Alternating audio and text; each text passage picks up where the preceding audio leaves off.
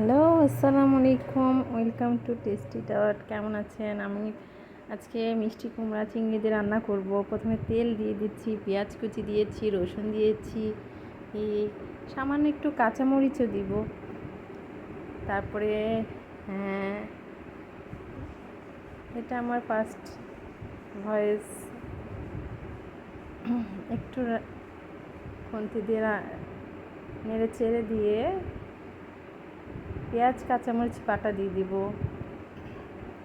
জিরা বাটা দিয়ে দিব,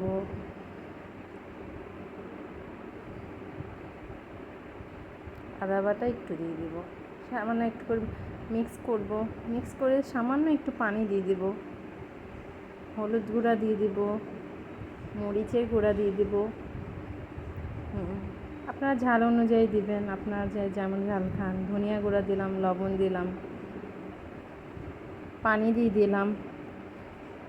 একটু পানি দিয়ে সামান্য একটু কষিয়ে নেব।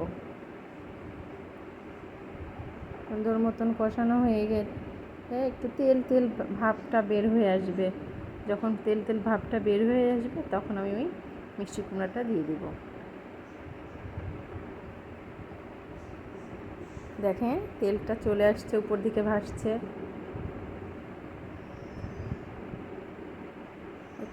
আস্তে আস্তে আমি মিষ্টি কুমড়াগুলো দিয়ে দিচ্ছি। আপনারা যেভাবে কাটতে পারেন, আমি এভাবেই কেটে দিয়েছি।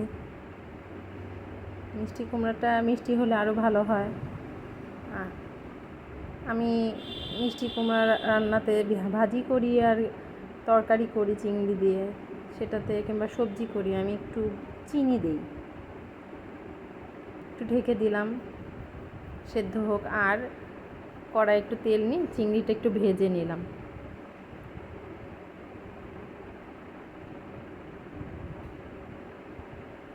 একটু উল্টা পাল্টা ভেজে নিয়ে যা একটা কাঁচা গন্ধটা আছে সেটা দূর হয়ে যাবে।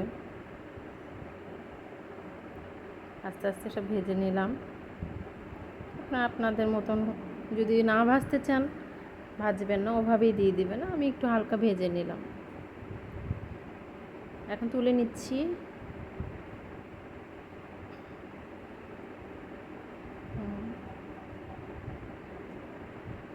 আপনাদের স্বাদ অনুযায়ী একটু লবণ মাখিয়ে চিংড়িটা ভাজবেন, তাহলে চিংড়ির স্বাদটা ভালো লাগে। এখন চিংড়িগুলো ঢেলে দিব,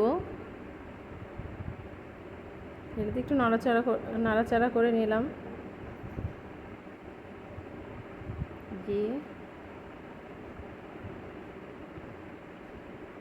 নাড়াচাড়া করে নিচ্ছি।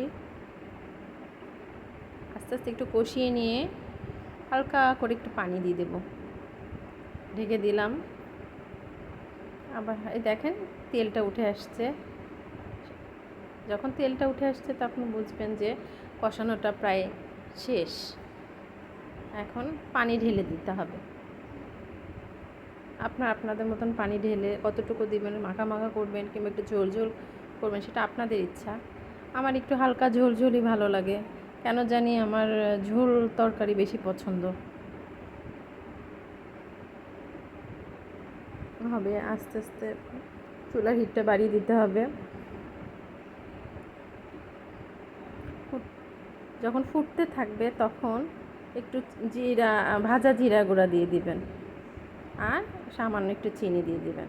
চিনি দিলে স্বাদটা একটু বেশি পায়, আর আমার ভালো লাগে। আর আপনারা একটু কাঁচামরিচ দিয়ে দিলেন, যাতে কাঁচামরিচের ফ্লেভারটা একটা কাঁচা কাঁচা ফ্লেভার, গন্ধটা সুন্দর লাগে। দেখেন মিষ্টি কুমড়োগুলো কী সুন্দর সেদ্ধ হয়ে গিয়েছে। হ্যাঁ,